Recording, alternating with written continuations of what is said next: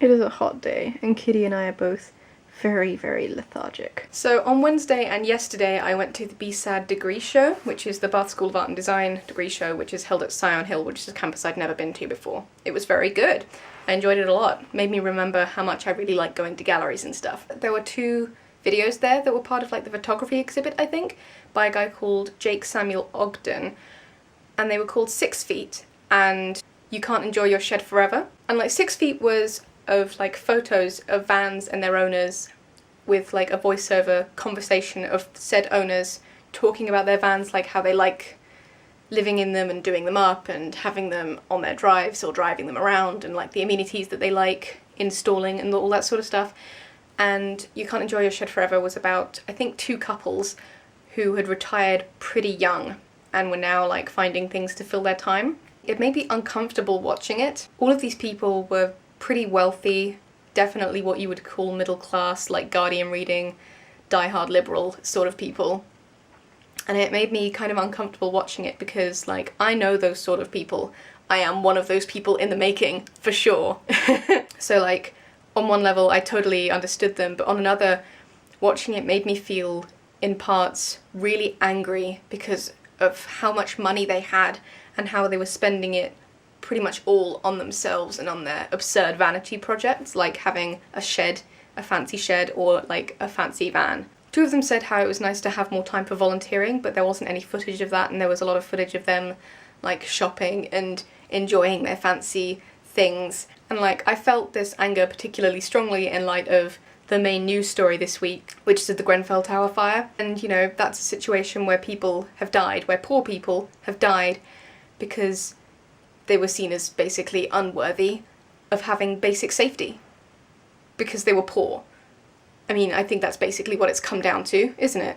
And the people in Ogden's videos weren't like bad people. They're not the sort of assholes who believe that like the poor deserve to be poor and that, you know, if you're poor it's your fault and you just have to work harder to get what you deserve. They probably donate to charities and they volunteer like they said, but it still made me angry seeing everything that they had compared to everything that, you know, other people don't have. Which is obviously hugely hypocritical because look at my life, am I right?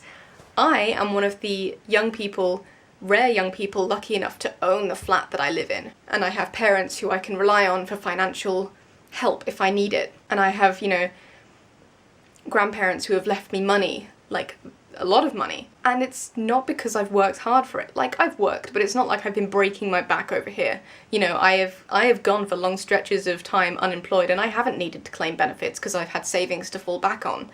And like, you know, I get anxious about money, but it's not like I've never been down to the last few pennies in my account, you know? Which is, you know, something that loads of other people do experience and they don't have help to fall back on. And the government sure as hell doesn't help the way that they should. And like, it's unfair. Relating to the title, I don't deserve this. I haven't done anything much to earn it. Which has made me think of like Peter Singer's assertion that morally speaking you should only buy what you need and then you should give the rest away to people who don't have what they need. But then this ties into like, what is need? What do you need? What counts as things that you need? Because people need more than the bare minimum. This is where it ties into people who get shitty about people who buy nice things when they are having a hard time making rent. Or, you know, about prisoners getting TVs in their cells. You need more than the bare minimum. You need bread and roses. You can exist on bread, but you need the roses to give you something to exist for. That's a reference to a song that... it's a good song. I will link a version of it below. And, you know, as a human being, I deserve more than the bare minimum. But the difference is I can afford to give myself more than the bare minimum, which not everyone can do. And, like, there's a point where taking care of yourself and putting yourself first, it becomes a justification for ignoring others. So there's an article that I read recently by a journalist who went to the Goop Festival, I think is what it's called. Goop, if you don't know, is Gwyneth Paltrow's absurd magazine lifestyle brand thing where she sells crap like $70 ice cream scoops and $800+ sex toys. But this journalist wrote this: I hear that idea repeated over and over again at the Goop conference. Take care of yourself so that you can take care of others.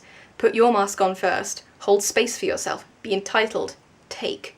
At a certain point it begins to feel less like self-care and more like rationalization.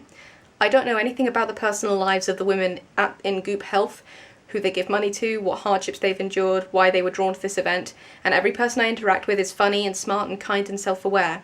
But it is self-evident and measurable that white people in the US, in general, are assiduous about the first part of that equation, caring for ourselves, and less than attentive to the second, caring for others. And like, obviously I'm not buying $800 sex toys, but it's still like a line to be aware of. At what point does self-care slide into selfishness? At what point does need become want? And like, this is complicated further by the issue of spending money on things you don't need is bad, but supporting creators is good. Like, I went to see the Addams Family musical this week, which was fantastic. I loved it, I enjoyed it, I had a great time, and I was supporting a medium that I absolutely adore.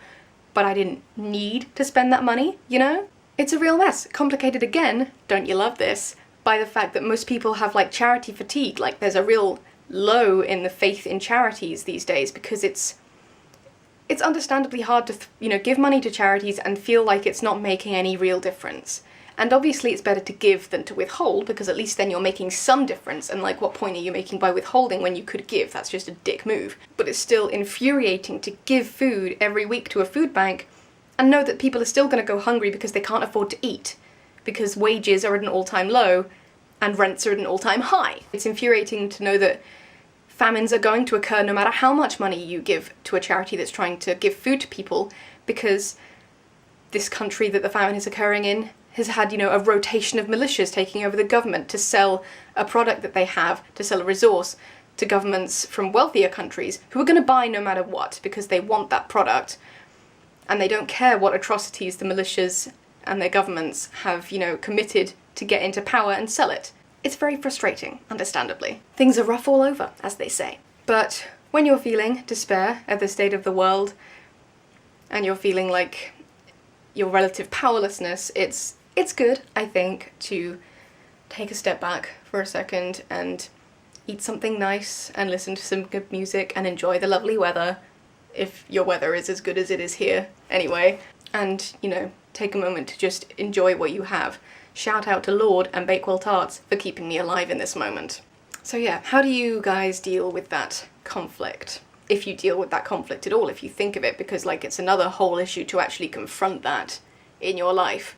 Whew, this was a heavy video for a hot summer day. I'm gonna go, and I'll see you next time. Bye!